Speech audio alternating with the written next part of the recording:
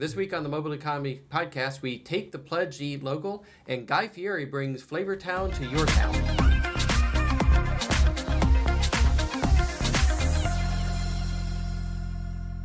Welcome to the Mobile Economy Podcast, sponsored by Moblz. Hope you like our new sign. I'm Eric Garrison. This is Dominique Jabor, and we want to thank everybody who gave us feedback after our last couple video podcast. We ask a lot of people to give us feedback. If you have more, please send it to us via email, Facebook, Instagram, however you want to get in contact with us. We really do appreciate the feedback on the Mobile Economy Podcast. So for those who want to know who we are, so I'm Eric Garrison, one of the founders of Moblz. Dominique Jabor, who's our social media specialist. The Mobile Economy Podcast is sponsored by Moblz, which Moblz is a vendor support company that helps with food trucks, other mobile vendors, mobile car washes, and we schedule the mobile vendors on commercial properties and apartment complexes throughout the Southeast. So we have a large stable of mobile vendors that we work with on a weekly basis, and we do we help them with marketing, promotion, events, blood drives at the properties. So a lot of different things we have going on. Definitely check out the moblz.com, and that is moblz.com, to go and find more information about what we do. This week, we have some exciting discussions. So we're going to be talking about the Eat Local initiative. So that is our first topic, and this is really important to a lot of the small businesses in the area because it does help them, keep the money in the local area. So it's very important to, support these local businesses. So Dominique, let's talk about eating local and the Local Eat initiative. Yeah, so the Takeout Pledge, and you can find the hashtags for Durham Takeout Pledge, Chapel Hill Takeout Pledge, and various other places across North Carolina. And I believe this has also been going on in other states in the country as well. It's basically a pledge to get takeout from one of your local restaurants 1 to 2 times a week. This helps support those businesses. You're feeding money back into the economy, which, Eric, you'll get into that a little bit more later, but it's very important to keep feeding in that money back into your local community, because not only does that help those businesses directly, especially these smaller businesses, but that also helps you get the best quality ingredients, products, food, whether it's some kind of retail business as well, if there's any way you could support them. I'll be throwing in a couple extra tips later in the episode on other ways to do that. But it's really just all about helping your community and just making that pledge to support your friends, neighbors, family who might be working or running these businesses. Yeah, and this got a lot of national attention about Eat Local. So if you watched the Super Bowl a couple weeks ago, Uber Eats ran a big ad and has pledged $20 million to the initiative to Eat Local. So they're known for the Wayne's World, Cardi B episode that they put on there. We don't have cute babies and Eat Local t-shirts. We tried to find some, but we were unable to have anybody, frankly, let us take their child for the episode. So what we have is a hashtag from Uber Eats, which is supporting Eat Local. But it's very nice that they're putting such a good emphasis into this, and that they had spent the money on a Super Bowl ad about this initiative to Eat Local. But it is one of those initiatives that we're seeing a lot of groups put into their different local areas. So Uber Eats, of course, is working on a national front, and you'll find almost in every major community right now a Eat Local initiative, as well as takeout pledges. And we want to make sure that those takeout pledges are extending to the food trucks, because you can take out food from a food truck just as easy as you can take out food from a local restaurant. Yeah, it's pretty much made for a food truck to take your food home, especially these days when you can't exactly gather even in outdoor settings. You can't have large groups yet, so it really helps to take out from a food truck because it's already prepackaged to go and everything. Most of them will give you a bag, silverware, everything you'd get from some other brick and mortar restaurant. It's all right there for you. And I do want to just point out who you're actually helping when you're supporting these food trucks and local businesses. I mentioned earlier that it's your friends and family and neighbors that are most likely working at these businesses. So you're really helping keep the companies afloat, but you're also helping the individual employees that are working there because, a small tip for the delivery or taking out even once a week, that can go directly to that employee's paycheck. Yeah, speaking of the finance piece of this, so the big difference that you find between eating local and a national chain. So a lot of people want to know what it means to eat local. Well, of course, it's a local coffee shop, it's a local sandwich shop that are independent, non-chain businesses, food trucks, of course. But when you get down to it, you can also look and do support the local franchisees. So a lot of Jimmy John's, a lot of Subways, those are locally owned franchises. The ones that we're saying to not eat at as much do end up being a lot of the companies such as the McDonald's, Starbucks, Ruby Tuesday, Popeye's Chicken, KFC, Taco Bell. We love that food, but those are big chains. And what ends up happening is if you spend money locally, about 50% of that money stays in your local community. So 50% of what you spend at that restaurant then goes to a local farmer, a local employee, a local insurance agency, a local everything that is going to be involved with the support of that restaurant and food organization.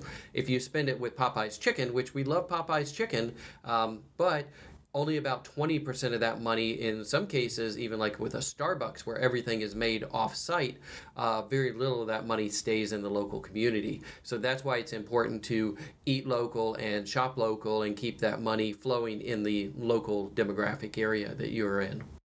Yeah, and I know we're talking about food a lot and food trucks, but this can apply to other types of local businesses. So for instance, you can get gift cards or buy some merchandise from your local retail store. That could be a mom and pop owned kind of store.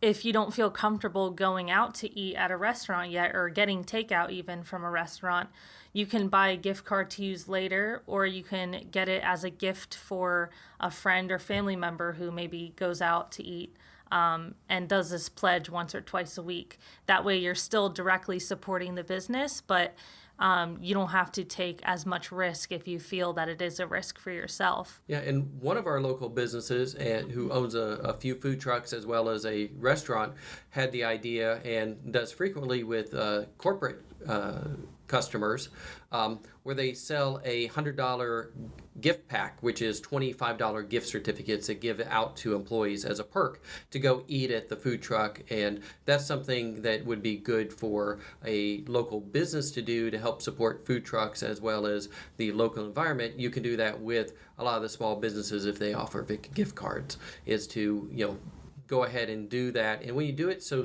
at a small level like that, somebody's probably going to spend $10, so you're basically giving them half of the meal for free. Right, yeah, and that's a really cool kind of gift package to give out.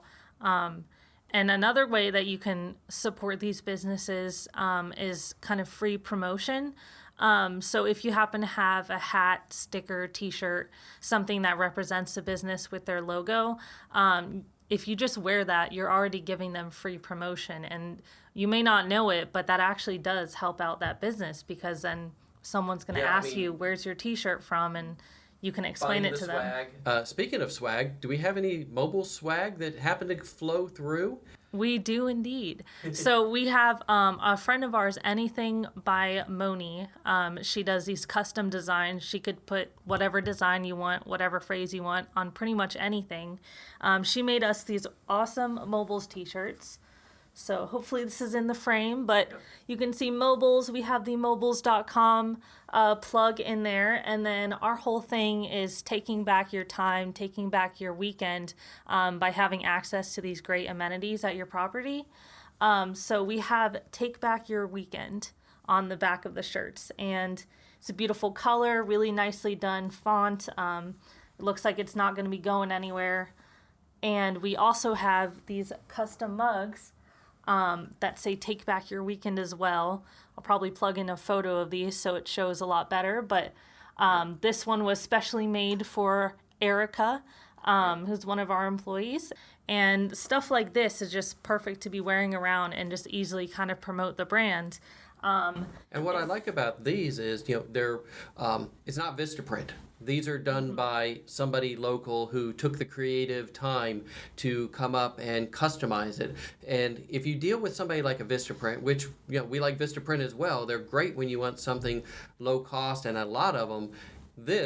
There's only one Erica version of that mug. You can't get a large company like that to personalize these elements the same way that a small local vendor. We've bought a lot of promotional items and do find that by working with somebody who is a local printer like that, they're able to give us a much better product and more customized.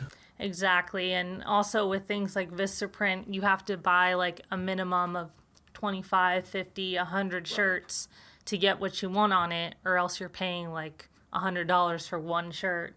Whereas you're supporting someone local, it's a lot easier to deal with. And you don't have to, I guess, do as much of a financial commitment if you don't have 100 people to give those shirts out to, That's right. Yep. You can also leave a good review online. If it's a restaurant, they have a Yelp, or really any business these days probably has a Yelp page or Google reviews. Or their own actual website for the business itself.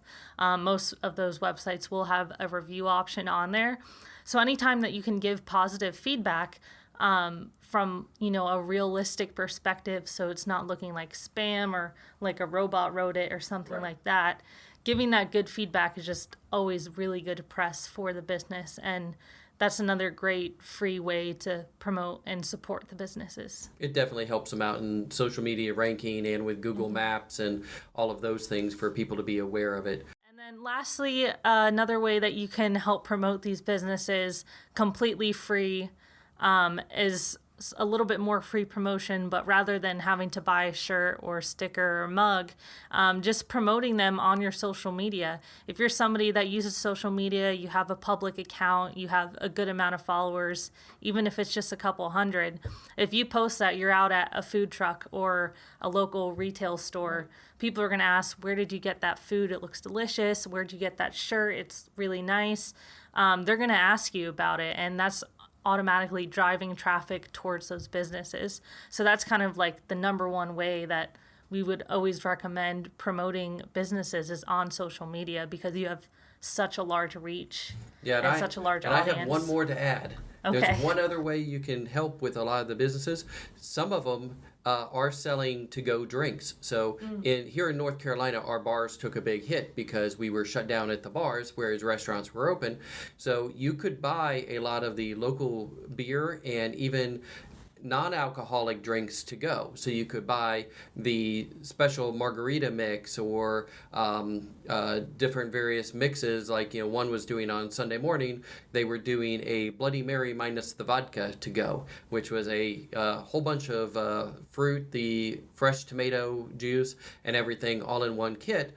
And then you just had to add your own vodka to it when you got back home. So I thought that was an interesting way to make sure that you're also supporting those local bars who are hit a little bit here during the pandemic. So now, the next topic. Guy Fieri brings Flavortown to your town. Not actually to our town, but it is in other towns. So what is Flavortown, and what is Guy Fieri doing with ghost kitchens? Ghost kitchens is something that we have talked a number of times on the Mobile Economy podcast. If you go back to our audio version on Apple, on episode 23 was the last time we had talked about it. But a lot of people still don't understand what the concept is of a ghost kitchen. And I think that what Guy Fieri is doing actually helps me explain what a ghost kitchen concept is and how it works. So a ghost kitchen is a kitchen that is, had been in the business of cooking, a lot of times catering, and is now doing a different menu for a takeout option. So a lot of people are misunderstanding that what Guy, did here with his Flavortown concept. Everybody thinks that he has now opened up all these restaurants. That's not the case. What he has done is he's worked with a group of restaurants throughout the country in these various cities, and he has brought his menu 2 restaurants that are partially shut down, had a catering side to their business, and are operating as a ghost kitchen. So it's not that he has opened up in Nashville and Pittsburgh and Orlando. He has done contracts with those locations to bring the menu items. So his fabulous hamburger, his monstrous tater tots. He gives them the packaging, the recipes, the support, and the marketing to get the orders to flow through. So let's say you have in Orlando and in Nashville, you have 2 different business operators. There are Italian restaurants that had catering business. They used to do a bunch of weddings. And now they have a slump in their business because of COVID and the takeout restrictions. So now what ends up happening is they can sign up and be part of the Flavortown concept and sell that food and have the Fieri network promote and take the orders, and then they get submitted the orders just like they do an Uber Eats order. And then what ends up happening is that those orders get cooked and fulfilled from the local restaurant there, from the ghost kitchen. So it's not that the ghost kitchens are specifically opening up to do Guy Fieri's food. It is that Guy Fieri's food is coming to these ghost kitchens.